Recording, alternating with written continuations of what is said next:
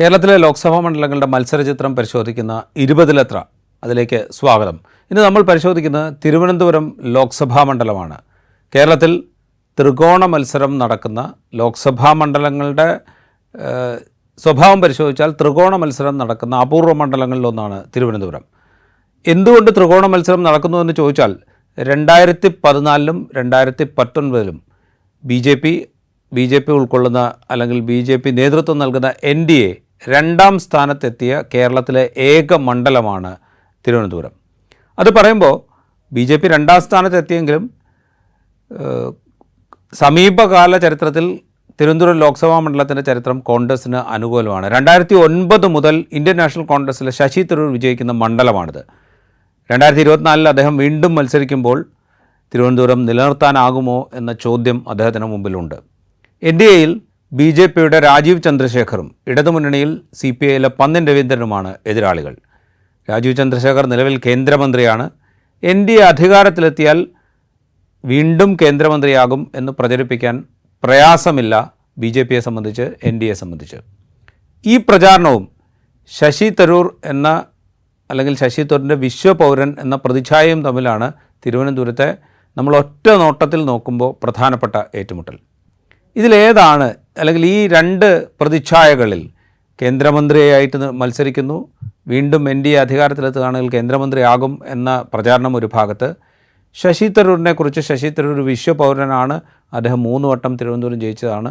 അപ്പോൾ ആ ഈ രണ്ട് പ്രതിച്ഛായകൾ തമ്മിലുള്ള ഏറ്റുമുട്ടലിൽ ഏതിനാണ് പ്രാമുഖ്യം എന്നാണ് നമുക്ക് ആദ്യം പരിശോധിക്കേണ്ടത്. നമുക്കൊപ്പം ഉള്ളത് ഇന്ത്യയിലെ തന്നെ ഏറ്റവും മുതിർന്ന മാധ്യമപ്രവർത്തകരിൽ ഒരാളായ MG രാധാകൃഷ്ണനാണ്. സ്വാഗതം സാർ. നമ്മൾ ഈ രണ്ട് വ്യക്തിത്വങ്ങൾ തമ്മിൽ പരിശോധിക്കുമ്പോൾ ഈ തിരഞ്ഞെടുപ്പാകുമ്പോൾ കേന്ദ്രമന്ത്രി സ്ഥാനം എന്നുള്ളതൊരു ആഡഡ് അഡ്വാൻറ്റേജാണ്, പ്രത്യേകിച്ച് തിരുവനന്തപുരം പോലൊരു മണ്ഡലത്തിൽ. അതേസമയം ശശി തരൂരിനെ സംബന്ധിച്ച് ശശി തരൂരിനുള്ളൊരു വിശ്വപൗരൻ എന്നൊരു പ്രതിച്ഛായയുണ്ട്. ഈ രണ്ട് പ്രതിച്ഛായകൾ തമ്മിലുള്ളൊരു പോരാട്ടത്തിൽ ഏതിനായിരിക്കും പ്രാമുഖ്യം? രാജീവ്, ഈ കേരളത്തിലെ 20 ലോക്സഭാ മണ്ഡലങ്ങളിലും തെരഞ്ഞെടുപ്പ് നടക്കുമ്പോൾ ഒരു പക്ഷേ ഏറ്റവും അധികം വാശിയേറിയ ഒരു മത്സരമാകാൻ പോകുന്നത് തിരുവനന്തപുരത്തായിരിക്കും എന്നുള്ളതിനെപ്പറ്റി ഒരു സംശയവുമില്ല. അതിന് പല കാരണങ്ങളുണ്ട്. അതിലൊന്ന്, ഇപ്പോൾ രാജീവ് പറഞ്ഞതുപോലെ ഈ മത്സരിക്കുന്ന രണ്ട് പ്രധാനപ്പെട്ട സ്ഥാനാർത്ഥികൾ ദേശീയ തലത്തിലും ഒരു പരിധിവരെ അന്തർദേശീയ തലത്തിലും ശ്രദ്ധ നേടിയിട്ടുള്ളവരാണ്. ഒന്ന് ഡോക്ടർ ശശി തരൂർ ആണെങ്കിൽ, രണ്ടാമത്തെ ആൾ രാജീവ് ചന്ദ്രശേഖർ. മൂന്നാമത്തെ പ്രധാനപ്പെട്ട കാര്യം, ഈ തിരുവനന്തപുരത്തിന് ഒരു ശ്രദ്ധ കിട്ടാൻ ഈ പറഞ്ഞ പോലെ, ഒന്ന്, ഇവന് ഈ പറഞ്ഞ പോലെ ദേശീയ പ്രാധാന്യമുള്ള ഒരാൾ, 2 പേർ മത്സരിക്കുന്നു.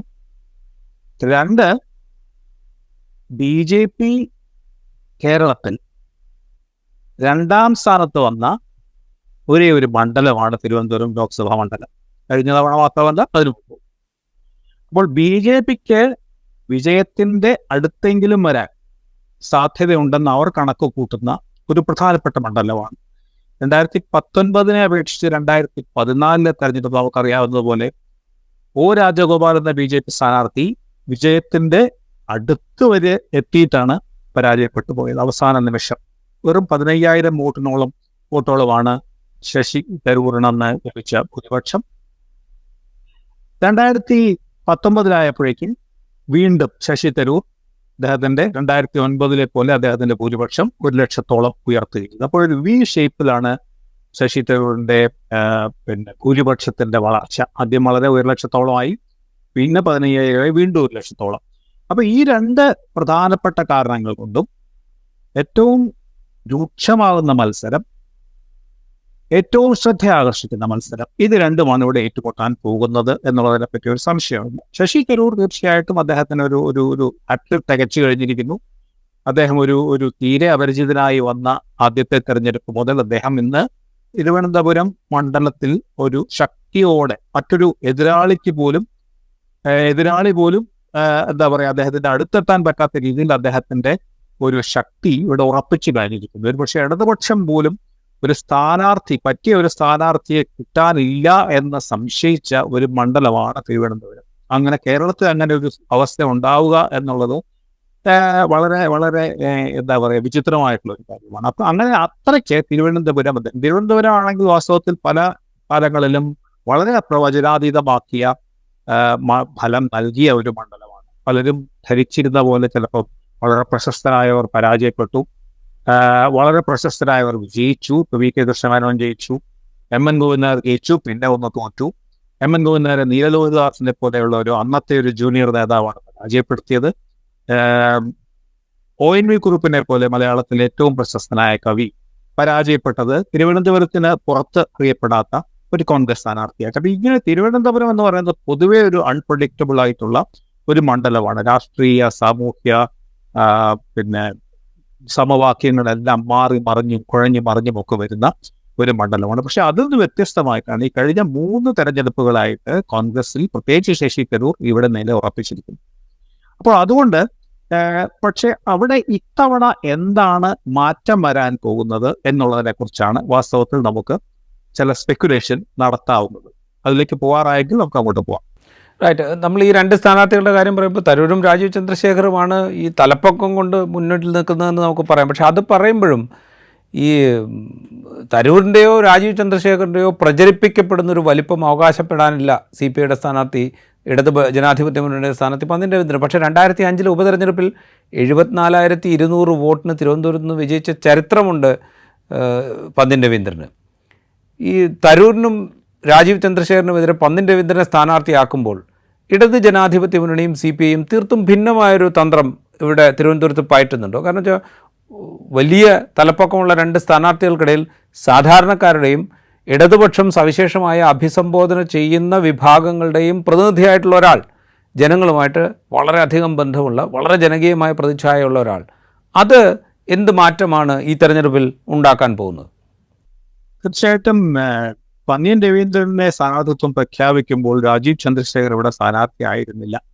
ശശി തരൂർ സ്വാഭാവികമായും സ്ഥാനാർത്ഥിയാണെന്ന്. അപ്പോൾ പന്ന്യൻ രവീന്ദ്രനെ ആദ്യം സ്ഥാനാർത്ഥിയായിട്ട് മുന്നോട്ട് വയ്ക്കുമ്പോൾ വാസ്തവത്തിൽ ശശി തരൂറിന് അത് വേണ്ടത്ര ഒരു വെല്ലുവിളി ആകുമോ എന്നുള്ള സംശയം വ്യക്തിപരമായി എനിക്കുണ്ട്. അത് പന്ന്യൻ രവീന്ദ്രൻ വളരെയധികം ഇഷ്ടപ്പെടുന്ന ഒരു സുഹൃത്താണ്, നേതാവാണ്, ഇതൊക്കെയാണ്. പക്ഷേ ശശി തരൂറിനെ പോലെ വളരെയധികം ശക്തി സ്ഥാപിച്ചു കഴിഞ്ഞ ഒരു മണ്ഡലത്തിൽ എന്തുകൊണ്ട് വ്യത്യസ്തനായിട്ടുള്ള, നേരത്തെ നമ്മൾ മുമ്പ് ഒരു ചർച്ചയിൽ പറഞ്ഞ പോലെ അപ്രതീക്ഷിതമായ ഒരു സാധ്യതകൾ തുറക്കാൻ ഇടയുള്ള ഒരു സ്ഥാനാർത്ഥിയെ കണ്ടെത്തിക്കൂടാ? പണ്ട് ഈശ്വരയ്യരെ മറ്റും മത്സരിപ്പിച്ചതാണ്, പിന്നെ ഇടതുപക്ഷം കൃഷ്ണമേനോൻ മത്സരിച്ചതാണ്.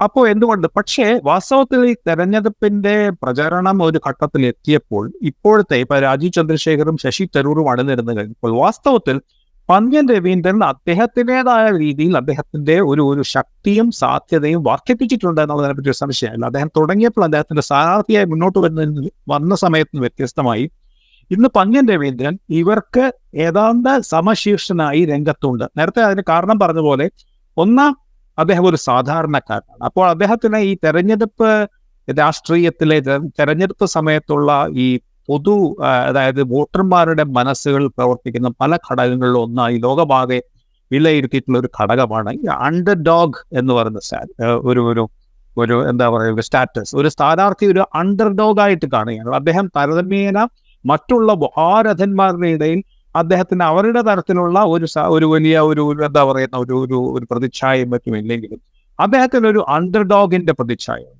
അണ്ടർഡോഗിന്റെ പ്രതിച്ഛായ ഉള്ളത് കൊണ്ട് തന്നെ അദ്ദേഹത്തിന് ഈ വലിയ പ്രമാണിമാരായിട്ടുള്ള വളരെ വരേണ്യരായിട്ടുള്ള വിദ്യാഭ്യാസത്തിലും സ്വത്തിലും പ്രശസ്തിയിലും ഒക്കെ വൻ തോക്കുകളായി നിൽക്കുന്നവരുടെ ഇടയിൽ ഒരു സാധാരണക്കാരനായിട്ടുള്ള വളരെ ലളിത ജീവിതം നയിക്കുന്ന യാതൊരു ആരോപണത്തിന്റെയും കറപുരളാത്ത തിരുവനന്തപുരമായി കണ്ണൂർക്കാരനാണെങ്കിൽ തിരുവനന്തപുരം ജനതയുമായി ഇടപഴകി ജീവിക്കുന്ന ഒരു മനുഷ്യൻ എന്ന ഒരു സാധാരണക്കാരന്റെ ഒരു ഇമേജ് വാസ്തവത്തിൽ പന്ന്യൻ രവീന്ദ്രനെ വളരെയധികം സഹായിച്ചിട്ടുണ്ട് എന്നുള്ളതിനെ പറ്റി ഒരു സംശയമില്ല. അതൊരു കാര്യം. രണ്ടാമത്തെ കാര്യം, ഈ ത്രികോണ മത്സരം രൂക്ഷമാവുകയാണെങ്കിൽ എന്താണ് സംഭവിക്കാൻ പോകുന്നത് എന്നുള്ളത് നമുക്ക് ആർക്ക് പറയാൻ കഴിയില്ല. അതിരൂക്ഷമായ ഒരു മത്സരം ഇവര് BJPയും UDFും വരികയാണെങ്കിൽ തീർച്ചയായിട്ടും അവിടെ ഒരു ഡാർക്ക് ഹോഴ്സ് എന്ന നിലയിൽ, നേരത്തെ അണ്ടർഡോഗ് എന്ന് പറഞ്ഞ ഒരു ഡാർക്ക് ഹോഴ്സ് എന്ന നിലയിൽ ഒരു മൂന്നാമത്തെ വ്യക്തിക്ക് മുന്നോട്ട് വരാനുള്ള സാധ്യത ഒരിക്കലും തള്ളിക്കളയാനാവില്ല. അതുകൊണ്ട് തന്നെ ഇപ്പൊ പന്ന്യൻ രവീന്ദ്രൻ ഒരു വിജയ സാധ്യതയുള്ള സ്ഥാനാർത്ഥിയാണെന്ന് പറഞ്ഞാൽ പോലും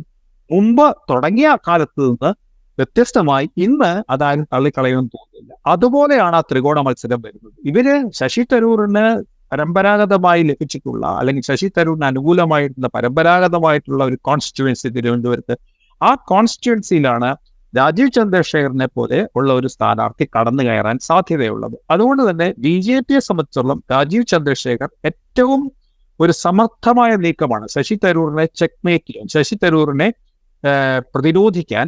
ഒരുപക്ഷെ BJPക്ക് ഇതിന് നല്ലൊരു സ്ഥാനാർത്ഥിയെ കിട്ടാനില്ല. അദ്ദേഹത്തെ പോലെ തന്നെ ഈ എന്താ പറയാ, പുതിയ തലമുറയിൽ നിന്ന്, അരാഷ്ട്രീയ വിഭാഗങ്ങളിൽ നിന്ന്, പുതിയ തലമുറയിൽ നിന്ന് ഒക്കെ നഗരവാസികളായ അരാഷ്ട്രീയക്കാരായ, ഒരുപക്ഷെ ഫെൻസ് സിറ്റേഴ്സ് നമ്മൾ വിളിക്കുന്ന, അവിടേക്കും ഇവിടേക്കും ഇല്ലാതെ നിൽക്കുന്ന വിഭാഗം, ആ വിഭാഗങ്ങളൊക്കെയാണ് വാസ്തവത്തിൽ ശശി തരൂരിന്റെ ഭൂരിപക്ഷത്തെ വളരെയധികം വർദ്ധിപ്പിച്ചിട്ടുള്ളതിന് മുമ്പ്.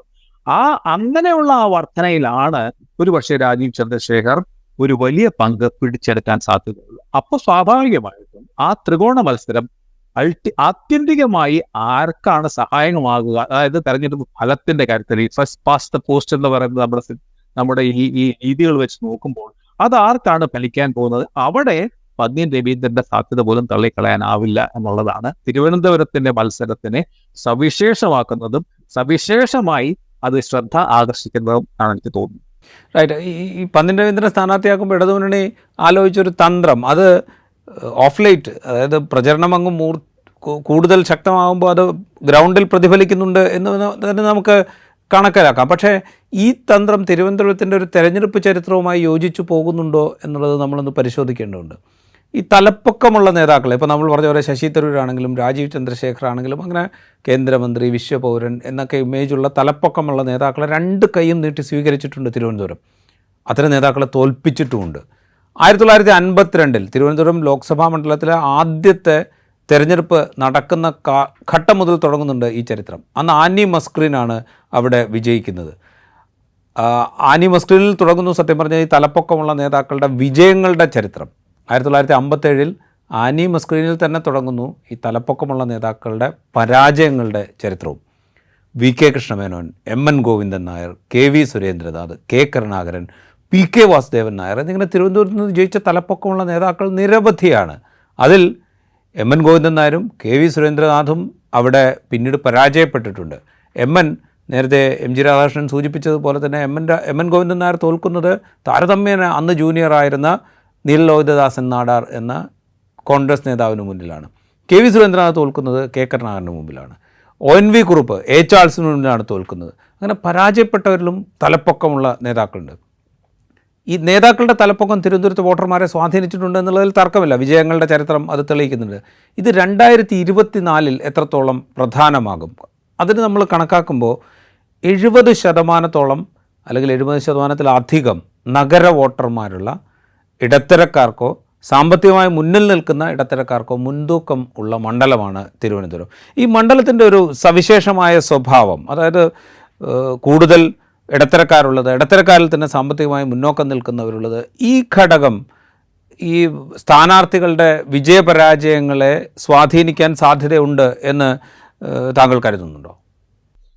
തീർച്ചയായിട്ടും തിരുവനന്തപുരത്തിന്റെ ഒരു സവിശേഷത ഈ നേരത്തെ പറഞ്ഞ പോലെയുള്ള ഈ ഒരേ സമയത്ത് അതൊരു നഗരമണ്ഡലമാണ്, അത് സാംസ്കാരികമായ ഒരു വലിയ മുന്നേറ്റം നടത്തിയിട്ടുള്ള ഒരു മണ്ഡലമാണെന്നുള്ള ഒരു പ്രതിച്ഛായയുണ്ട്. ഇതൊക്കെ ഉണ്ടെങ്കിലും നേരത്തെ പറഞ്ഞ പോലെ വളരെ സാധാരണക്കാരായ എന്ന് മാത്രമല്ല, അത് ഇപ്പം A ചാൾസും മറ്റും നിരന്തരം ജയിച്ചുള്ളൂ. അപ്പോൾ തീർച്ചയായിട്ടും ഇവിടെ ഒരു സാമുദായികമായിട്ടുള്ള ഒരു വലിയ വോട്ടും തിരുവനന്തപുരത്തുണ്ട്. വളരെ ഏറെക്കാലം ഇതൊരു നാടാർ മണ്ഡലം ആയി പോലും കരുതപ്പെട്ടിരുന്നു. ഇപ്പൊ A ചാൾസ് ജയിച്ചപ്പോൾ A ചാൾസിനെതിരെ മത്സരിക്കാൻ ഇടതുപക്ഷം വിജയമ്മ എന്ന് പറഞ്ഞ പൊതുവെ രാഷ്ട്രീയത്തിലൊന്നും വലിയ പാരമ്പര്യമോ പരിചയമോ ഒന്നും ഇല്ലാത്ത അവരുടെ സാമുദായികമായിട്ടുള്ള അവരുടെ ഒരു പശ്ചാത്തലം മാത്രം കണക്കിലാക്കി മത്സരിക്കാൻ ശ്രമിച്ച് നിർത്തിയിട്ടുണ്ട്. പിന്നെ ബെനറ്റ് എബ്രഹാം എന്ന് പറയുന്നത് CPI, അതും വാസ്തവത്തിൽ അദ്ദേഹത്തിന്റെ സാമുദായികമായിട്ടുള്ള ഈ നാടാർ, ക്രിസ്ത്യൻ നാടാർ, ഹിന്ദു നാടാർ, ഈ വിഭാഗങ്ങളിലൊക്കെ കടന്നു കയറാൻ സാധ്യതയുള്ള എന്നുള്ള രീതിയിലൊക്കെയാണ് അവരെയൊക്കെ നിർത്തിയത്. അപ്പോൾ പക്ഷെ അത് മാത്രം എന്നുള്ള രീതിയിൽ നിർത്തിയപ്പോൾ വിജയമ്മയും ബെനറ്റും പരാജയപ്പെട്ടു. പക്ഷെ ബെനറ്റ് പരാജയപ്പെടുമ്പോൾ പോലും 28% വോട്ട് നേടിയിരുന്നു എന്നുള്ളത് വളരെ പ്രധാനപ്പെട്ട കാര്യമാണ്. അതുപോലെയാണ് 2009 നീൽ ലോഹിദാസ് നാടാർ, അന്ന് BSPയോ അങ്ങനത്തെ ഇതൊരു ഇതായിട്ട് ഇടതുപക്ഷത്തിനും എതിരായി മൂന്നാമതൊരു സ്ഥാനാർത്ഥിയായിട്ട് അദ്ദേഹം മത്സരിച്ചപ്പോൾ അദ്ദേഹത്തിന് 10% വോട്ട് അദ്ദേഹത്തിന് അന്ന് നേടാൻ കഴിഞ്ഞു. അപ്പൊ അന്ന് അതൊരു സാമുദായികമായിട്ടുള്ള ഒരു ഒരു ഒരു ഒരു ഒരു ഒരു എന്താ പറയുക, ഒരു ചേരിതിരിവ് ഇവിടെ എപ്പോഴും കാണാവുന്നതാണ്. അപ്പൊ സ്വാഭാവികമായിട്ട് അതിനു വേണ്ടിയിട്ടുള്ള ഒരു ശ്രമം ഇവിടുത്തെ മതേതര കക്ഷികൾ എന്ന് അവകാശപ്പെടുന്ന കോൺഗ്രസും ഇടതുപക്ഷവും ഒക്കെ ശ്രമിച്ചിട്ടുമുണ്ട്. അപ്പോൾ അതിൽ നിന്ന് വ്യത്യസ്തമായിട്ട് ഇപ്പൊ ഈ 2009 മുതൽ നമ്മൾ കാണുന്ന ഒരു പ്രത്യേകത, ശശി തരൂർ വന്നപ്പോഴേക്കും അതുപോലെയാണ് നായർ ഘടകം. ഈ നായർ വേഴ്സസ് നാടാറാണ് തിരുവനന്തപുരത്ത് എന്നൊക്കെ പറഞ്ഞുള്ള ഒരു വ്യത്യാസം. പക്ഷെ വാസ്തവത്തിൽ ഇതെല്ലാം ഒരു കൃത്യമായ ഒരു കണക്കൊരു അനുസരിച്ച് മാത്രം നീങ്ങുന്ന ഒരു സാമുദായിക വോട്ടുകളല്ല. ഒരു ഘട്ടത്തിൽ തീർച്ചയായിട്ടും അവർക്കൊരു വളരെ സ്വാധീനം ഉണ്ടെന്നുള്ളത് ശരിയാണ്. പക്ഷെ നമ്മൾ കാണുന്നത് 2009 കഴിഞ്ഞ് 2009 നേരത്തെ പറഞ്ഞ പോലെ ഇദ്ദേഹം മത്സരിച്ചു. അത് കഴിഞ്ഞ് നമ്മൾ കാണുന്നത് ഈ ശശി തരൂറിനോ രാജഗോപാലിനോ അല്ലെങ്കിൽ കുമ്മന ഇവർക്ക് അനുകൂലമായിട്ട് ഈ എന്താ പറയാ ഉപജാതി വിഭാഗങ്ങളുടെ വോട്ടുകളെല്ലാം കൺസോളിഡേറ്റ് ചെയ്ത് പോകുന്നതാണ് കാണുന്നത്. ഇപ്പോ ആ നാടാർക്കും അവർക്കും ഒക്കെ കിട്ടിയിരുന്ന വോട്ടാണോ വാസ്തവത്തിൽ രാജഗോപാൽ കഴിഞ്ഞവണ നേടിയ വൻപിച്ച 2014 നേടിയ വോട്ടിന്റെ അടിസ്ഥാനം എന്ന് സംശയിക്കേണ്ടിയിരിക്കുന്നു. 2019 കുമ്മനം രാജശേഖരനും ഏതാണ്ട് വലിയ മൂന്നാം സ്ഥാനത്ത്, പിന്നെ രാജഗോപാലിന്റെ അത്രയും വോട്ട് നേടിയില്ലെങ്കിലും അദ്ദേഹത്തിന് വളരെ സബ്സ്റ്റാൻഷ്യൽ ആയിട്ടുള്ള വോട്ട് ലഭിച്ചു. അപ്പോഴും ഈ വിഭാഗങ്ങൾ, അപ്പൊ തിരുവനന്തപുരത്ത് സമീപകാലത്ത് വന്നിരിക്കുന്നത് ഇങ്ങനെ ഒരു മാറ്റം വന്നിട്ടുണ്ട്. ഇപ്പോൾ ആ നാടാർ വോട്ടുകൾ, പ്രത്യേകിച്ച് ചില പ്രധാനപ്പെട്ട നേതാക്കൾ തന്നെ BJPയുടെ ഒപ്പമാണ്. അതുകൊണ്ട് ആ വോട്ടുകളെല്ലാം അവർ ഹിന്ദു നാടാർ വോട്ടെങ്കിലും കൺസോളിഡേറ്റ് ചെയ്തിട്ടുണ്ട്. പിന്നെ മറ്റൊരു പ്രധാനപ്പെട്ട ഘടകമാണ് ഇവിടെ തീരദേശ വോട്ടുകൾ. അപ്പോൾ രാജഗോപാലിനെതിരെ ശശി തരൂർ അവസാന റൗണ്ടിൽ അദ്ദേഹം പിന്നിലായിരുന്നെങ്കിൽ, അല്ലെങ്കിൽ ഒപ്പമായിരുന്ന അവസാന റൗണ്ടിൽ അദ്ദേഹത്തിന്റെ കുതിച്ചുചാട്ടം ഉണ്ടാകാൻ അദ്ദേഹത്തെ സഹായിച്ചത് അന്ന് ലത്തീൻ കത്തോലിക്ക വോട്ടുകൾ എന്ന് വിളിക്കാവുന്ന ഈ തീരദേശ വോട്ടുകളുടെ ഒരു സമാഹരണത്തിലൂടെയായിരുന്നു. അപ്പൊ ഇങ്ങനെയുള്ള സാമുദായിക ഘടകങ്ങൾ വളരെ വളരെ വളരെ വളരെ കൃത്യമായി പ്രവർത്തിക്കുന്നു. പക്ഷേ സമീപകാലത്ത് നമ്മൾ കാണുന്നത് കഴിഞ്ഞ രണ്ട് തെരഞ്ഞെടുപ്പുകളിൽ കാണുന്നത് ഒരു ധ്രുവീകരണം, ഒരു പോളറൈസേഷൻ ഇവിടെ ഉണ്ടായിരിക്കുന്നു. അതേറെയും അതിന് ഫലമുണ്ടായത് ജയിച്ചു വന്നത് ശശി തരൂർ ആണെങ്കിലും BJP ഈ ഒരു വിഭാഗത്തിൽ, അല്ലെങ്കിൽ പ്രത്യേകിച്ച് ഈ ഹിന്ദു നാടാർ ആയിരിക്കണം, ആ വോട്ടുകളെല്ലാം അവർ ആകർഷിക്കുകയും ചെയ്തിരിക്കുന്നു. അപ്പോൾ ഈ ഒരു ഉപസാമുദായിക വോട്ടുകൾക്കപ്പുറത്ത് ഒരു കൺസോളിഡേഷൻ, ഒരു BJP വേഴ്സസ് കോൺഗ്രസ് എന്നുള്ള രീതിയിൽ അതിനകത്തൊരു ഇടതുപക്ഷത്തിന് സ്വാഭാവികമായിട്ട് അതിന്റെ മൂന്നാം സ്ഥാനത്തായി പോയി എന്നുള്ളത് ശരിയാണ്. പക്ഷെ അങ്ങനെ ഒരു പൊളിറ്റിക്കൽ ആൻഡ് കമ്മ്യൂണൽ കൺസോളിഡേഷൻ ഈ തിരുവനന്തപുരത്ത് സംഭവിച്ചിരിക്കുന്നത് കാണാം എന്നുള്ളത് വളരെ, തിരുവനന്തപുരത്തിന്റെ ഈ തെരഞ്ഞെടുപ്പ് ചരിത്രം പരിശോധിക്കുന്നവർക്ക് ഇങ്ങനെ രസകരമായ ഒരു രാസമാറ്റം ഇങ്ങനെ പ്രകടമാണെന്നുള്ളത് നമുക്ക് മനസ്സിലാവുകയും ചെയ്യും. റൈറ്റ്. അത് പറയുമ്പോൾ നമ്മൾ BJPയുടെ സ്വാധീനം, അതായത് കഴിഞ്ഞ രണ്ട് തെരഞ്ഞെടുപ്പുകളിൽ അത് വളരെ പ്രകടമായിരുന്നു. കഴിഞ്ഞ രണ്ട് തെരഞ്ഞെടുപ്പുകളിൽ അവർ 2ാം സ്ഥാനത്ത് വന്നു. അത് പരിഗണിക്കുമ്പോൾ BJPയുടെ വോട്ട് എന്നു മുതൽ തിരുവനന്തപുരം മണ്ഡലത്തിൽ പ്രധാനമാകുന്നു, അല്ലെങ്കിൽ ഈ ഹിന്ദുത്വ ശക്തികളുടെ വോട്ട് എന്നു മുതൽ തിരുവനന്തപുരം മണ്ഡലത്തിൽ പ്രധാനമാകുന്നു എന്ന് ഒരു ചോദ്യത്തിൽ 1984 ഇന്ദിരാഗാന്ധിയുടെ വധത്തിന് ശേഷം നടന്ന തെരഞ്ഞെടുപ്പിൽ ഹിന്ദു മുന്നണി ഒരു സ്ഥാനാർത്ഥിയായിട്ട് മത്സരിച്ച, അന്ന് BJP അല്ല, ഹിന്ദു മുന്നണി ഒരു സ്ഥാനാർത്ഥിയായിട്ടാണ് മത്സരിക്കുന്നത്. അത് അന്ന് കേരളവർമ്മ രാജയാണ് മത്സരിക്കുന്നത്. 1,10,000 വോട്ട് അന്ന് തിരുവനന്തപുരത്ത് അദ്ദേഹം നേടി. അതോടുകൂടിയാണ് ഹിന്ദുത്വ രാഷ്ട്രീയത്തിന് തിരുവനന്തപുരത്ത് വേരോട്ടമുണ്ടാകുന്നു എന്ന് പൊതുവിൽ നമ്മുടെ രാഷ്ട്രീയ കേരളം തിരിച്ചറിയുന്നത്. പിന്നീടുള്ള തെരഞ്ഞെടുപ്പുകളിൽ ചില തെരഞ്ഞെടുപ്പുകളിൽ BJPക്ക് അത്രയും വോട്ട് കിട്ടിയിട്ടില്ല. ഏറ്റവും ഗ്ലെയറിംഗ് ആയി നിൽക്കുന്നത് 2005 ഉപതെരഞ്ഞെടുപ്പാണ്. 2005 ഉപതെരഞ്ഞെടുപ്പ് ഇപ്പോൾ ഇടതുപക്ഷത്തിൻ്റെ സ്ഥാനാർത്ഥിയായി മത്സരിക്കുന്ന പന്ന്യൻ രവീന്ദ്രനാണ് വിജയിക്കുന്നത്. പന്ന്യൻ രവീന്ദ്രൻ വിജയിക്കുമ്പോൾ BJPയുടെ വോട്ട് 36,690 താഴ്ന്നു. അന്ന് മത്സരിച്ചത് CK പത്മനാഭനാണ്. BJPയുടെ അക്കാലത്തെ മുതിർന്ന നേതാക്കളിൽ വളരെ പ്രതിച്ഛായുള്ള നേതാക്കളിൽ ഒരാളായ CK പത്മനാഭനാണെന്ന് മത്സരിച്ചത്. പക്ഷേ 36,690 വോട്ടാണ് അദ്ദേഹത്തിന് കിട്ടിയത്. അത് കഴിഞ്ഞിട്ട് 2009 2014 2015 ക്രമാനുഗതമായിട്ട് BJPയുടെ വോട്ട് കൂടുന്നത് നമ്മൾ കാണുന്നുണ്ട്. 2014 ശശി തരൂരിൻ്റെ ഭൂരിപക്ഷം 15,470 വോട്ടിലേക്ക് താഴ്ത്തുകയാണ് രാജഗോപാൽ ചെയ്തത്. ആ വോട്ടെണ്ണൽ നടക്കുന്ന ഘട്ടത്തിൽ ഒരു തവണ, അതായത് വോട്ടെണ്ണലിൻ്റെ അവസാന ഘട്ടത്തിലേക്ക് എത്തുമ്പോഴത്തേക്കും രാജഗോപാൽ ജയിച്ചു എന്ന് അദ്ദേഹം തന്നെ വിശ്വസിക്കുകയും അദ്ദേഹം അതിനനുസരിച്ച് മാധ്യമങ്ങളോട് പ്രതികരിക്കുക വരെ ചെയ്തിരുന്നു. അതിനുശേഷമാണ് ഇപ്പോൾ നേരത്തെ MG രാധാകൃഷ്ണൻ പറഞ്ഞതുപോലെ ശശി തരൂർ ലീഡിലേക്ക് എത്തുകയും വിജയിക്കുകയും ചെയ്യുന്നത്. അപ്പോൾ ബി ജെ പിയുടെ വോട്ട് ക്രമമായി വർദ്ധിക്കുന്ന മണ്ഡലമാണ് തിരുവനന്തപുരം. ഈ ട്രാക്ക് മുന്നോട്ട് കൊണ്ടുപോകാൻ രാജീവ് ചന്ദ്രശേഖറിന് സാധിക്കുമോ എന്നുള്ളതൊരു വളരെ പ്രധാനപ്പെട്ട ചോദ്യമാണ്. കാരണം രാജഗോപാലിനെ പോലെയോ കുമ്മനം രാജശേഖരനെ പോലെയോ കേരളത്തിലെ ബി ജെ പിയുമായും കേരളത്തിലെ ഹിന്ദുത്വ സംഘടനകളുമായും അത്രത്തോളം ബന്ധമുള്ള ഒരാളാണോ രാജീവ് ചന്ദ്രശേഖർ എന്നുള്ളൊരു ചോദ്യമുണ്ട്. താങ്കൾക്ക് എന്ത് തോന്നുന്നു? രാജീവ് ചന്ദ്രശേഖറിൻ്റെ ഈ ഒരു ഡിസ്കണക്റ്റ്, തിരുവനന്തപുരവുമായി അദ്ദേഹത്തിനൊരു ഡിസ്കണക്റ്റ് ഉണ്ട്, ബി ജെ പി കേരള ഘടകവുമായിട്ടൊരു അദ്ദേഹത്തിനൊരു ഡിസ്കണക്റ്റ് ഉണ്ട്, രാജഗോപാലിനെയോ കുമ്മനം രാജശേഖരനെയോ പോലെ ഒരു നല്ല ബന്ധം അദ്ദേഹത്തിന് ഉണ്ട് എന്ന് നമുക്ക് പറയാൻ സാധിക്കില്ല. ഇത് ഒരുപക്ഷെ അദ്ദേഹത്തിനൊരു വിനയാകാൻ സാധ്യതയുണ്ടോ? എനിക്ക് തോന്നുന്നില്ല രാജീവ്. കാരണം ഏറ്റവും പ്രധാനം ഈ രാജീവ് ചന്ദ്രശേഖർ വാസ്തവത്തിൽ ബി ജെ പിയുടെ, എൻ്റെ അഭിപ്രായത്തിൽ രാജീവ് ചന്ദ്രശേഖർ തിരുവനന്തപുരത്തെ കേരളത്തിലെ ഇത്തവണത്തെയുള്ള സ്ഥാനാർത്ഥികളിൽ ഏറ്റവും സാധ്യതയുള്ള സ്ഥാനാർത്ഥിയാണ്. അതിന് പ്രധാനപ്പെട്ട കാരണം നേരത്തെ പറഞ്ഞ പോലെ രാജഗോപാലിനെ പോലെയോ കുമ്മനം രാജശേഖരനെ പോലെയോ ഉള്ള ഒരു താഴെ തട്ടിലുള്ള ബന്ധങ്ങളില്ല എന്നുള്ളത് വലുതായിട്ട് ബാധിക്കാൻ പോകുന്നില്ല. കാരണം അത് ഇപ്പോൾ ഈ വ്യക്തികളുടെ, അത് രാജഗോപാലിന് തീർച്ചയായിട്ടും ഒരു പരിധി വരെ അങ്ങനെ വ്യക്തിബന്ധങ്ങൾ ഉണ്ടായിരുന്നിരിക്കാം, ഒരു പരിധി വരെ, അല്ലാതെ ഒന്നുമല്ല. പക്ഷേ കുമ്മനം രാജശേഖരൻ വാസ്തവത്തിൽ തിരുവനന്തപുരത്ത് അങ്ങനെ വലിയ ബന്ധങ്ങളൊന്നും ഉള്ള ആളായിരുന്നില്ല. എന്നിട്ടും അദ്ദേഹത്തിന് രാജഗോപാലിന് അത്രയും ലഭിച്ചില്ലെങ്കിൽ അതിനടുത്ത് വരെ വോട്ട് കിട്ടി. അപ്പോൾ പ്രധാനപ്പെട്ട കാരണം ഇപ്പോൾ ബി ജെ പിയെ സംബന്ധിച്ചിടത്തോളം ഇതൊരു ഹാർഡ് കോർ പാർട്ടി വോട്ടാണെന്ന്. അപ്പോൾ അതായത് മോദിയുടെ സ്ഥാനാർത്ഥി, അത് പ്രത്യേകിച്ച് ഇദ്ദേഹം മോദിയെ പറ്റി പറഞ്ഞാൽ മോദിയുടെ ആളാണ്, ഞാൻ മോദിയുടെ സ്ഥാനാർത്ഥിയാണെന്നൊക്കെ അദ്ദേഹം ആവർത്തിക്കുന്നതിന്റെ പ്രധാനപ്പെട്ട കാരണം ഇന്ന് ഇന്ത്യയിൽ വാസ്തവത്തിൽ മോദിയാണ് ബി ജെ പിക്ക് അപ്പുറത്ത് വളർന്നിരിക്കുന്ന ഒരു എന്താ പറയുക, ഒരു വോട്ട് ക്യാച്ചർ. അപ്പൊ അദ്ദേഹത്തിന് വേണ്ടിയിട്ടാണ് പലരും വോട്ട് ചെയ്യുന്നത്. അപ്പൊ കേരളത്തിലും ബി ജെ പി രാഷ്ട്രീയം അല്ലെങ്കിൽ ഹിന്ദുത്വ രാഷ്ട്രീയം വാസ്തവത്തിൽ മോദിക്ക് ചുറ്റുമായിട്ടാണ് ചുറ്റിക്കറങ്ങുന്നത്. അപ്പൊ അവിടെ ഏതൊരു സ്ഥാനാർത്ഥി വന്നാലും ലഭിക്കാവുന്ന ഏതാണ്ട് 30% വോട്ട് ഉറപ്പായിട്ടും ബി ജെ പിയുടെ പെട്ടിയിൽ ഇത്തവണയും വീഴുമെന്നുള്ളതിനെ പറ്റി സംശയമില്ല. കാരണം അവിടെ വ്യക്തിബന്ധങ്ങൾക്ക് അപ്പുറത്താണ് ഇന്നിപ്പോ ബി ജെ പി ഈ മോദിയിലൂടെ സൃഷ്ടിച്ചിരിക്കുന്ന ഒരു തരംഗം.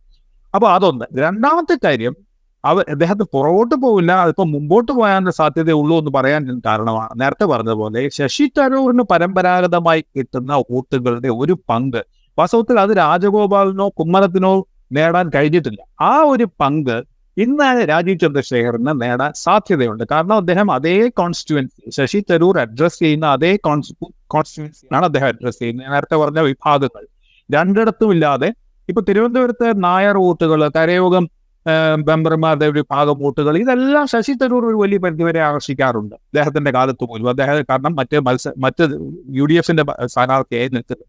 ഇന്ന് ആ വോട്ടുകളൊക്കെ ഇന്ന് മനസാക്ഷിക്കുത്തില്ലാതെ വിഷമമില്ലാതെ ബി ജെ പിയിലേക്കും. കാരണം ഇവിടുത്തെ ഈ അപ്പർ കാസ്റ്റ് വോട്ട് ഏറെക്കുറെ ബി ജെ പി ഹിന്ദുത്വ അനുഭാവികളായിട്ട് മാറിയിരിക്കുന്ന ഒരു കാലമാണിത്. അതുകൊണ്ട് അതിലൊരു വിഭാഗം ശശി തരൂരിന്റെ ഈ വ്യക്തിപരമായിട്ടുള്ള ഇതുകൊണ്ട് മാത്രമല്ല, അദ്ദേഹം ഹിന്ദുമതത്തിന്റെ വലിയ ആരാധകനാണെന്ന് സ്വയം പ്രഖ്യാപിക്കുന്ന ആളുമാണ്. അതുകൊണ്ട് തന്നെ ഹിന്ദുക്കളായിട്ടുള്ള ഒരു വിഭാഗത്തിന് സന്തോഷപൂർവ്വം വോട്ട് ചെയ്യാൻ ശശി തരൂരിനോട് കഴിഞ്ഞിരുന്നെങ്കിൽ ഇന്ന് ആ വിഭാഗത്തിന്റെയും കൂടെ വോട്ട് വാസ്തവത്തിൽ കൂടുതലും ലഭിക്കാൻ സാധ്യത രാജീവ് ചന്ദ്രശേഖരനാണ്. ആ വിഭാഗങ്ങളുടെ, അതായത് അപ്പർ കാസ്റ്റ് ഹിന്ദു വോട്ടുകൾ, non political votes, young generation vote, IT മുതലായ ചില വർത്തമാനങ്ങളൊക്കെ പറയുന്നതിന്റെ ഫലമായിട്ടുള്ള വോട്ട്, അദ്ദേഹത്തിന് സാങ്കേതികമായിട്ടും ബിസിനസ് പരമായിട്ടും അദ്ദേഹം കൈവരിച്ചിരിക്കുന്ന നേട്ടങ്ങളുടെ അടിസ്ഥാനത്തിലുള്ള വോട്ട്, ഇങ്ങനെ ഒരു വലിയ വിഭാഗം, ഒരു അപ്പൊളിറ്റിക്കൽ ആയിട്ട് രാഷ്ട്രീയേതര വിഭാഗം വളർന്നു വരുന്ന ഒരു മണ്ഡലമാണ്, നഗരമണ്ഡലമാണ് തിരുവനന്തപുരം.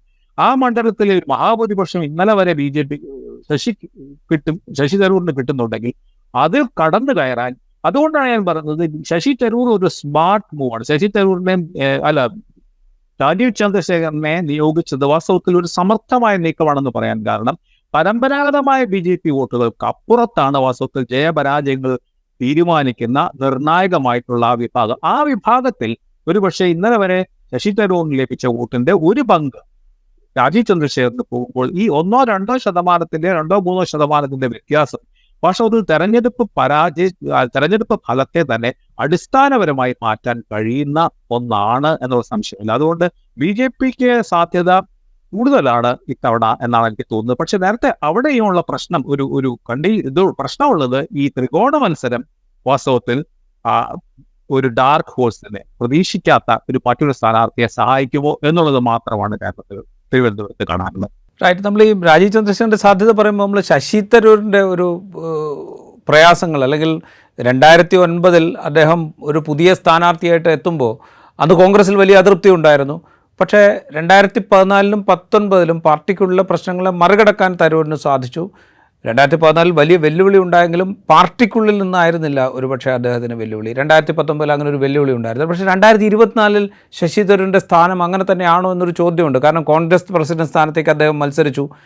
കേരളത്തിലെ കോൺഗ്രസ് രാഷ്ട്രീയത്തിൽ, അതായത് കേരളത്തിലെ കോൺഗ്രസ് എന്ന് പറയുമ്പോൾ വിവിധ ഗ്രൂപ്പുകളുടെ ഒരു കോർഡിനേഷനാണല്ലോ, അതിൽ കുറച്ചുകൂടെ സജീവമാക്കാൻ ശ്രമിച്ചു. ഇതൊക്കെ തരൂരിന് പാർട്ടിക്കുള്ളിൽ തന്നെ പ്രശ്നങ്ങൾ ഉണ്ടാക്കാനുള്ളൊരു സാധ്യതയുണ്ടോ എന്നുള്ളൊരു ക്വസ്റ്റ്യൻ ഉണ്ട്. അതൊരു പക്ഷേ രാജീവ് ചന്ദ്രശേഖരൻ്റെ നേരത്തെ പറഞ്ഞ സാധ്യതകളെ കുറെ കൂടെ ബ്രൈറ്റൺ ചെയ്യുമോ? എന്താണ് താങ്കൾക്ക് തോന്നുന്നത്? തരൂരിന് ഈ പറയുന്ന പോലെ വലിയൊരു എതിർപ്പും മറ്റും പണ്ട് കുറച്ച് 2009 അദ്ദേഹം തെരഞ്ഞെടുപ്പ് കേരള രാഷ്ട്രീയത്തിലേക്ക് കാലെടുത്ത് വെക്കുന്ന കാലം മുതൽ അദ്ദേഹത്തിന്റെ പ്രവർത്തനങ്ങളും അദ്ദേഹത്തിന്റെ രീതികളും അദ്ദേഹത്തിന്റെ അവസ്ഥയൊക്കെ സസൂക്ഷ്മം നിരീക്ഷിക്കാൻ അവസരം കിട്ടിയ ഒരാളെന്ന നിലയ്ക്ക് ഞാൻ നോക്കുന്നത് 2009 അദ്ദേഹം നേരിട്ട അമ്പരപ്പിക്കുന്ന എതിർപ്പാണ് കോൺഗ്രസിനുള്ളിൽ. വളരെ പരസ്യമായ എതിർപ്പാണ് കോൺഗ്രസിനുള്ളിൽ അദ്ദേഹത്തിന് ഉണ്ടായിരുന്നത്. അദ്ദേഹം ഏറെക്കുറെ തിരുവനന്തപുരത്ത് അപരിചിതനുമായിരുന്നു. അദ്ദേഹം സാഹിത്യവും പിന്നെ അല്ലെങ്കിൽ ഇപ്പോൾ അന്താരാഷ്ട്ര ഡിപ്ലോമസിയും ഒക്കെ ശ്രദ്ധിക്കുന്ന ഒരാൾക്ക് അറിയാവുന്നുള്ളത് വെച്ചാൽ മഹാഭൂരിപക്ഷം തിരുവനന്തപുരത്തെ സാധാരണക്കാർക്കും ശശി തരൂർ എന്ന് പറഞ്ഞാൽ പൂർണ്ണമായും അപരിചിതനായി. ആ പ്രതിബന്ധങ്ങളെയൊക്കെ മറികടന്നാണ് അദ്ദേഹം 1 ലക്ഷത്തോളം വോട്ട് നേടിയത്. അത് വെച്ച് നോക്കുമ്പോൾ അതുമായിട്ട് താരതമ്യം ചെയ്യുമ്പോൾ ഇന്നത്തെ കോൺഗ്രസിൽ അദ്ദേഹത്തിന് പ്രതിഷേധമില്ല, അദ്ദേഹത്തിന് എതിർപ്പേ ഇല്ല എന്ന് തന്നെ പറയാം. ഏതാനും ഒന്നോ രണ്ടോ ചില വളരെ അപൂർവമായിട്ടുള്ളവരുടെ ആ എതിർപ്പ് പോലും ഇന്ന് ശശി തരൂറിന്റെ തെരഞ്ഞെടുപ്പ് സാധ്യതയെ ഒരു രീതിയിലും ബാധിക്കാൻ പോകുന്നില്ല. കോൺഗ്രസിനുള്ളിലുള്ള അദ്ദേഹത്തിന്റെ എതിർപ്പുകളെല്ലാം അവസാനിച്ചിരിക്കുന്നു. മാത്രമല്ല ശശി തരൂറിന്റെ കോൺഗ്രസിന് അപ്പുറത്ത്, അതാ ഞാൻ പറഞ്ഞത്, ഇപ്പൊ കഴിഞ്ഞ തവണ ഇടതുപക്ഷ സ്ഥാനാർത്ഥിയായ സി ദിവാകരനാണ് വോട്ട് കാര്യമായി കുറഞ്ഞുപോയത്. അപ്പോ കഴിഞ്ഞ തവണ അതേ സമയത്ത് ശശി തരൂറിന്റെ വോട്ട് വർദ്ധിച്ചതിന്റെ ഒരു പ്രധാനപ്പെട്ട കാരണം ഇടതുപക്ഷത്തിൽ പോലും ഒരു വിഭാഗത്തെ അദ്ദേഹത്തിന് ആകർഷിക്കാൻ കഴിഞ്ഞിരുന്നു എന്നുള്ളതാണ്.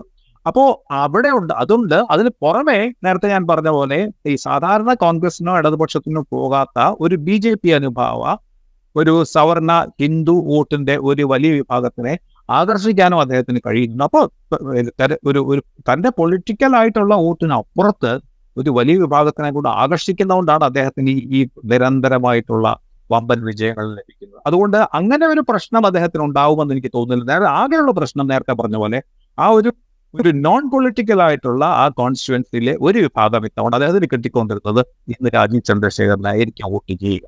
ഇത് നമ്മൾ പറയുമ്പോഴേ ഒറ്റ കാര്യം കൂടി, നമ്മളിപ്പോൾ തെരഞ്ഞെടുപ്പിന് തൊട്ട് മുമ്പ് കോൺഗ്രസ്സിലെ ജില്ലാതലത്തിലെ നേതാക്കൾ BJPയിലേക്ക് ചേരി മാറുന്ന കാഴ്ച നമ്മളിപ്പോൾ തമ്പാനൂർ സുരേഷ് ആണെങ്കിലും മഹേശ്വരൻ നായർ ആണെങ്കിലും ഒക്കെ തിരുവനന്തപുരത്തെ സംബന്ധിച്ച്, തിരുവനന്തപുരത്തെ കോൺഗ്രസിനെ സംബന്ധിച്ച് അത്ര അപ്രധാനമായ പേരുകളല്ല. അത് ഏതെങ്കിലും വിധത്തിൽ തരൂരിന് പ്രതികൂലമാകാനുള്ളൊരു സാധ്യത, അല്ലെങ്കിൽ BJPക്ക് അനുകൂലമാകാനുള്ളൊരു സാധ്യത അതുണ്ടോ? അത് വലുതായിട്ടുണ്ടെന്ന് തോന്നുന്നില്ല. പോകുന്നുണ്ടെങ്കിൽ ഇതിനകം അവർ പോയവരാണ് ഈ തെരഞ്ഞ പോലെ. കാരണം BJPയിലേക്ക് പോകുന്നത് പ്രധാനമായിട്ടും അധികാരത്തിനെ ലക്ഷ്യമാക്കിയാണ് കോൺഗ്രസ്സുകാരിൽ ഈ ആൾക്കാരൊക്കെ പോകുന്നതെന്നുള്ള സംശയമില്ല. ഇതിനൊക്കെ പോയവർ, അല്ലാതെ ഒരു ഐഡിയോളജിക്കലായിട്ടും മറ്റും BJPയുടെ അനുഭാവമുള്ളവർ അവർക്ക് തന്നെ ആയിരിക്കും കഴിഞ്ഞ കുറച്ച് തവണയായിട്ട് വോട്ട് ചെയ്യുക. അതുകൊണ്ട് എനിക്ക് തോന്നുന്നില്ല അതൊരു വലിയ പ്രശ്നമായി മാറും എന്ന് എനിക്ക് തോന്നുന്നില്ല. എല്ലാം ഇതൊന്നും അല്ലാത്ത ഒരു വിഭാഗത്തിൽ എങ്ങനെയാണ് ഈ തെരഞ്ഞെടുപ്പ് ബാധിക്കുന്നത് എന്നുള്ളതാണ് ഈ തെരഞ്ഞെടുപ്പിൽ തിരുവനന്തപുരത്തിന് നിർണായകമാകുക. പൊളിറ്റിക്കൽ വോട്ട്സ് അല്ല, നോൺ പൊളിറ്റിക്കൽ ആയിട്ടുള്ള ആ കോൺസ്റ്റിറ്റ്യുവൻസി. പല മണ്ഡലങ്ങളിലും എപ്പോഴും അങ്ങനെയാണ്. പക്ഷെ ഇത്തവണ വളരെ വളരെ നിർണായകമായ രീതിയിൽ ആ ഒരു വിഭാഗത്തിന്റെ വോട്ട് ഇത്തവണ വളരെ വളരെ പ്രസക്തമാകും എന്നാണ് എനിക്ക് തോന്നുന്നത്. നമ്മൾ ഇടതുപക്ഷത്തിൻ്റെ സാധ്യതകൾ ഒന്നുകൂടെ പരിശോധിച്ചാൽ 2019 2014 2019 മൂന്നാം സ്ഥാനത്തേക്ക് പിന്തള്ളപ്പെട്ടു ഇടതുപക്ഷം. പക്ഷെ നമ്മളത് അതവിടെ നിൽക്കെ തന്നെ നിയമസഭാ തെരഞ്ഞെടുപ്പുകൾ എടുത്തു കഴിഞ്ഞാൽ ഇപ്പോൾ 2016 ആണെങ്കിലും 2021 ആണെങ്കിലും വലിയ മുന്നേറ്റം ഇടതുപക്ഷം കാഴ്ചവെക്കുകയും ചെയ്തിട്ടുണ്ട് തിരുവനന്തപുരം മണ്ഡലത്തിൽ. ലോക്സഭയിലേക്ക് ഇടതു വോട്ടുകൾ അവരുടെ സ്ഥാനാർത്ഥിയിലേക്ക് എത്തുന്നില്ല എന്നുള്ളൊരു അവസ്ഥ ഇടതുപക്ഷത്തിനുണ്ട് എന്ന് തോന്നുന്നു. അത് മറികടക്കാൻ പന്ന്യൻ രവീന്ദ്രന് കഴിയുമോ?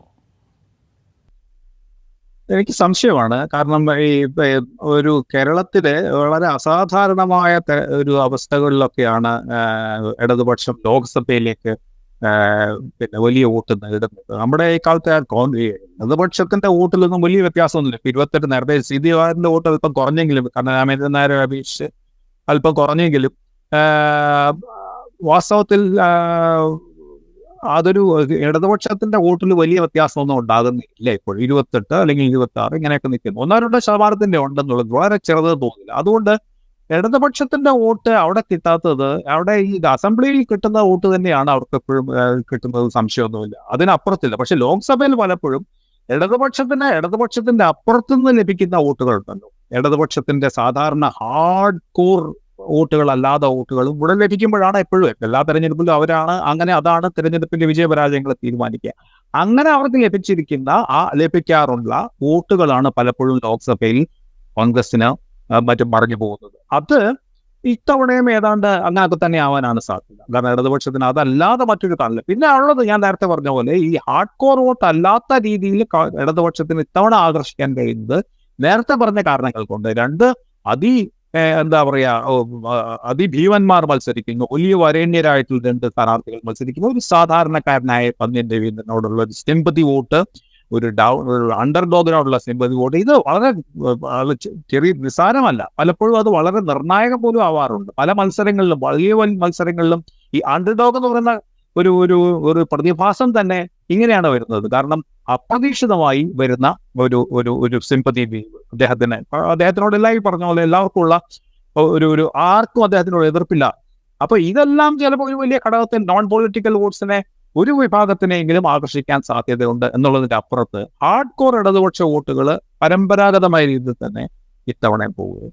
അല്ല, അത് നമ്മൾ പരിശോധിക്കുമ്പോൾ ഇപ്പോൾ തിരുവനന്തപുരത്തിൻ്റെ മറ്റൊരു സ്വഭാവം കൂടെ നമ്മൾ പരിശോധിക്കണം. തിരുവനന്തപുരത്ത് വോട്ടർമാരിൽ സർക്കാർ ഉദ്യോഗസ്ഥർ, അവരുടെ കുടുംബാംഗങ്ങൾ, അതൊരു ചെറുതില്ലാത്ത വിഹിതമാണ്. പല കാരണങ്ങളാൽ ഇപ്പോൾ സംസ്ഥാന സർക്കാരിനോട് ഇവർക്ക് വലിയ മുഷിച്ചിലുണ്ട്. അതുപോലെ ക്ഷേമ പെൻഷൻ മുടങ്ങിയത്, സിവിൽ സപ്ലൈസ് കോർപ്പറേഷൻ വഴിയുള്ള സബ്സിഡിയുള്ള ഭക്ഷ്യവസ്തുക്കളുടെ വിതരണം വേണ്ടത്ര വിധം നടക്കാത്തത്, ഇതൊക്കെ അടിസ്ഥാന ജനവിഭാഗങ്ങളെ അകറ്റാൻ സാധ്യതയുണ്ട്. ഇതിന് ഇടതുമുന്നണി എല്ലായിടത്തും അല്ലെങ്കിൽ സംസ്ഥാന വ്യാപകമായി വലിയ ക്യാമ്പയിൻ നടത്തുന്നുണ്ട്. കേന്ദ്ര സർക്കാരിൻ്റെ നയങ്ങളാണ്, സംസ്ഥാനങ്ങളെ സാമ്പത്തികമായി ഞെരുക്കുന്ന കേന്ദ്ര സർക്കാരിൻ്റെ നയങ്ങളാണ് ഇതിൻ്റെ കാരണം എന്നൊക്കെ കേന്ദ്ര സർക്കാർ വിശദീകരിക്കുന്നുണ്ട്. പക്ഷേ എങ്കിലും ഈ വിശദീകരണം കൊണ്ട് ഭരണവിരുദ്ധ വികാരത്തെ മറികടക്കുക എന്നത് അത്ര എളുപ്പമാണോ? ആ വെല്ലുവിളി ഈ പന്ന്യൻ രവീന്ദ്രൻ എന്നുള്ളത് ഒരു ഡാർക്ക് ഹോഴ്സായി മാറുകയാണെങ്കിൽ പോലും ആ വെല്ലുവിളി പന്ന്യന് മുന്നിലുണ്ടാവില്ലേ? ഉണ്ട്. പന്ന്യന്റെ മുമ്പിലുള്ള ഏറ്റവും പ്രധാനപ്പെട്ട വെല്ലുവിളി അത് തന്നെയാണ്. ഈ സംസ്ഥാന സർക്കാരിനെതിരായിട്ടുണ്ടെന്ന് നമ്മൾ കരുതപ്പെടുന്ന അല്ലെങ്കിൽ അനുമാനിക്കുന്ന ഒരു വിഭാഗത്തിലെങ്കിലുമുള്ള ഒരു ഭരണവിരുദ്ധ വികാരം വാസ്തവത്തിൽ ഇടതുപക്ഷത്തിന് ഇന്ന് കേരളത്തിലെ എല്ലാ മണ്ഡലങ്ങളിലും എന്ന പോലെ ഈ തിരുവനന്തപുരത്തും അതുണ്ടാവും എന്നുള്ളതിനെ പറ്റി സംശയമില്ല. അതിന്റെ അർത്ഥം അതൊരു വലിയ ഘടകമാകും എന്നല്ല ഞാൻ പറയുന്നത്. പക്ഷെ അതാണ് ഏറ്റവും പ്രധാനപ്പെട്ട പന്ന്യൻ രവീന്ദ്രനെ സംബന്ധിച്ചിടത്തോളം അല്ലെങ്കിൽ LDFനെ പൊതുവെ സംബന്ധിച്ചിടത്തോളം ഉള്ള ഈ തെരഞ്ഞെടുപ്പിൽ നേരിടുന്ന, മറ്റു തെരഞ്ഞെടുപ്പിൽ നിന്ന് വ്യത്യസ്തമായിട്ട് ഈ തെരഞ്ഞെടുപ്പിൽ നേരിടുന്ന ഏറ്റവും പ്രധാനപ്പെട്ട വെല്ലുവിളി ഈ ഗവൺമെന്റിന് എതിരായി അല്ലെങ്കിൽ ഗവൺമെന്റിന്റെ സാമ്പത്തിക ബുദ്ധിമുട്ടുകൾ അനുഭവിക്കേണ്ടി വരുന്ന ജനത്തിന്, അല്ലെങ്കിൽ അതിന്റെ രാഷ്ട്രീയമായിട്ടുള്ള പ്രശ്നങ്ങൾ, അഴിമതി ആരോപണങ്ങൾ, ഇതെല്ലാം ഒരു പരിധി വരെ. പക്ഷെ കേരളത്തിൽ പലപ്പോഴും ഇതെല്ലാം ഈ ഭരണവിരുദ്ധ വികാരം എന്ന് പറയുന്ന പലപ്പോഴും കാണുന്നത് പലപ്പോഴും മാധ്യമങ്ങളിൽ മാത്രം നിലനിൽക്കുകയും അതിൻ്റെ ഉള്ളിലേക്ക് സാധാരണ ജനങ്ങളിലേക്ക് അതത്ര എത്താതിരിക്കുകയും ചെയ്യുന്ന ചില അനുഭവങ്ങളും നമുക്കുണ്ട്. അതുകൊണ്ട് അത് എത്രമാത്രം നിർണായകമാകുമെന്ന് പറയാൻ കഴിയില്ല. പക്ഷെ ഒരു ഇടത്തരക്കാരുടെ ഇടയിൽ, ഈ നേരത്തെ പറഞ്ഞ പോലെ സർക്കാർ ജീവനക്കാരുടെ ഇടയിൽ അല്ലെങ്കിൽ പെൻഷൻ ലഭിക്കുന്ന വിഭാഗങ്ങളുടെ ഇടയിൽ ഒക്കെ ഒരു പരിധി വരെ അത് പന്ന്യൻ രവീന്ദ്രൻ നേരിടേണ്ടി വരും. അവസാനം ഒരു കാര്യം കൂടി, നമ്മൾ ഇത് പറയുമ്പോൾ ഈ അരാഷ്ട്രീയ വോട്ടുകൾ ഒരുപക്ഷെ തിരുവനന്തപുരത്തിൻ്റെ വിധി നിർണ്ണയിച്ചേക്കാമെന്ന് നമ്മൾ പറയുമ്പോൾ ഈ വികസനം ഒരു പ്രധാനപ്പെട്ട ഘടകമായിട്ട് അവിടെ വരും. വികസനം ഒരു പ്രധാനപ്പെട്ട ഘടകമായിട്ട് എടുക്കുമ്പോൾ തിരുവനന്തപുരത്തെ സംബന്ധിച്ച് വിഴിഞ്ഞം ഒരു വലിയ പ്രധാനപ്പെട്ട പ്രൊജക്റ്റാണ്. അതേക്കുറിച്ചുള്ള അവകാശവാദങ്ങളുണ്ട്. പക്ഷേ വിഴിഞ്ഞം പ്രൊജക്റ്റ് നടപ്പാക്കുമ്പോൾ തന്നെ അതുമൂലം ആഘാതം അനുഭവിക്കേണ്ടി വരുന്ന ആളുകളുണ്ട്. ഒരുപക്ഷെ ആ ആളുകളുടെ വോട്ടാണ് 2014 ശശി തരൂരിനെ ഒരു വിജയത്തിലേക്ക് നയിക്കുന്നത്. അപ്പോൾ ഈ ഘടകങ്ങളൊക്കെ, വിഴിഞ്ഞം തുറമുഖം, ആ തുറമുഖത്തിൻ്റെ നിർമ്മാണം കൊണ്ട് ബുദ്ധിമുട്ടുണ്ടാകുന്ന തീരപ്രദേശത്തെ ജനങ്ങൾ, ഇവരുടെയൊക്കെ വോട്ടുകൾ അത് എത്രത്തോളം നിർണായകമായിരിക്കും ഈ തെരഞ്ഞെടുപ്പിൽ? എനിക്ക് തോന്നുന്നു അതിൻ്റെ ഈ പദ്ധതികളുടെ നേട്ടങ്ങളും കോട്ടങ്ങളും ഏറെക്കുറെ മൂന്ന് മുന്നണികളും തമ്മിൽ ഏതാണ്ട് തുല്യ നിലയിൽ അത് അനുഭവിക്കേണ്ടി വരുമെന്നു. നേട്ടമായാലും കോട്ടമായാലും. കാരണം നേട്ടം പറയുകയാണെങ്കിൽ ശശി തരൂരിന് അവകാശപ്പെടാവുന്ന പോലെ ഇടതുപക്ഷം അതിന്റെ പൂർത്തിയാക്കുന്നതിന്റെ കാര്യത്തിൽ അവകാശപ്പെടാം. അത്ര തന്നെ BJPക്ക് അവകാശപ്പെടാം. കാരണം അദാനി അവരുടെ സ്വന്തം ആളാണ്. ഇതെല്ലാം കാരണം ഇപ്പൊ 3 പേർക്കും വാസ്തവത്തിൽ അതുപോലെ കോട്ടങ്ങളുടെ കാര്യത്തിൽ, അതായത് അതുകൊണ്ട് ഈ വികസനത്തിന്റെ ഡെവലപ്മെന്റ് റെഫ്യൂജീസ് എന്ന് പറയുന്നത് വികസനത്തിന് മൂലം അഭയാർത്ഥികളായി മാറിയിരിക്കുന്ന ഈ തീരദേശത്തെ സാധാരണക്കാരായ മനുഷ്യരെ സംബന്ധിച്ചോളം അവർക്കുണ്ടാകുന്ന വിനോദവും രോഷവും ഈ 3 പേരും പങ്കിടേണ്ടി വരും. കാരണം ഇടതുപക്ഷം അതിനെ പൂർത്തിയാക്കുന്നതിൽ, ശശി തരൂർ അതിന്റെ വിജയവാപം ചെയ്യുന്നതിൽ, BJP അതിന്റെ പ്രധാനപ്പെട്ട സഹായി എന്ന നിലയ്ക്ക്. അപ്പൊ അതുകൊണ്ട് അത് ഈവൻ ഔട്ട് ചെയ്തു പോകാനാണ് സാധ്യത. അതുകൊണ്ട് അത് ആരെങ്കിലും കൂടുതൽ സഹായിക്കാനോ കൂടുതൽ ദ്രോഹിക്കാനോ അത് ഒരു പരിധിക്കപ്പുറം അതിന് കഴിയും എന്ന് എനിക്ക് തോന്നുന്നില്ല. കാരണം എല്ലാവരും ഒരുപോലെ അതിന്റെ അവകാശികളുമാണ്, അതിന്റെ നേട്ടത്തിന്റെ അവകാശികളുമാണ്, കോട്ടത്തിന്റെ അല്ലെങ്കിൽ അതിന്റെ കോട്ടത്തിന്റെ ഉത്തരവാദികളുമാണ്. അത് അവർക്ക് മനസ്സിലാവുന്ന പോലെയുള്ളൂ. കേരളത്തിൽ ആർക്കും അത് അറിയാവുന്ന പോലെ. കാരണം അതുകൊണ്ട് തന്നെയാണ് ഇവരാരും അതിൽ പ്രത്യേകമായിട്ടുള്ള അവകാശവാദങ്ങളൊന്നും ഉന്നയിക്കാത്തതെന്ന് എനിക്ക് തോന്നുന്നു. റൈറ്റ്. വളരെ ശക്തമായ പ്രവചനാതീതമായ ഒരു മത്സരം നടക്കുന്ന തിരുവനന്തപുരം, കേരളത്തിൽ ത്രികോണ മത്സരം അതിൻ്റെ വാച്യാർത്ഥത്തിൽ ഒരു പക്ഷേ നടക്കുന്ന മണ്ഡലമാണ്. സിറ്റിംഗ് MP എന്നുള്ള ആനുകൂല്യം ശശി തരൂരിനുണ്ട് എന്നുള്ളതിൽ തർക്കം വേണ്ട. കേന്ദ്രമന്ത്രി എന്ന പ്രിവിലേജ് ഉണ്ട് രാജീവ് ചന്ദ്രശേഖറിന്. ഒരുപക്ഷെ NDA തിരിച്ചു വരികയാണെങ്കിൽ ഞാൻ കേന്ദ്രമന്ത്രിയാകും എന്ന് അദ്ദേഹത്തിന് അവകാശപ്പെടാനും സാധിക്കും. ഈ 2 അവകാശവാദങ്ങൾക്കിടയിൽ, അല്ലെങ്കിൽ MP എന്നുള്ള ആനുകൂല്യത്തിൻ്റെയും അധികാരത്തിൻ്റെ ബലത്തിൻ്റെയും ഇടയിൽ തികഞ്ഞ സാധാരണക്കാരൻ എന്ന പ്രതിച്ഛായയുടെയും രാഷ്ട്രീയ നിലപാടിലെ വിട്ടുവീഴ്ചയില്ലായ്മയുടെയും കരുത്തുണ്ട് പന്തിന്. തിരുവനന്തപുരം പ്രവചനങ്ങളില്ലാത്ത ഒരു മത്സരത്തിലേക്കാണ് മുമ്പോട്ട് പോയിക്കൊണ്ടിരിക്കുന്നത്. 20-ൽ എത്രയിൽ മറ്റൊരു മണ്ഡലവുമായി വീണ്ടും കാണാം. നന്ദി.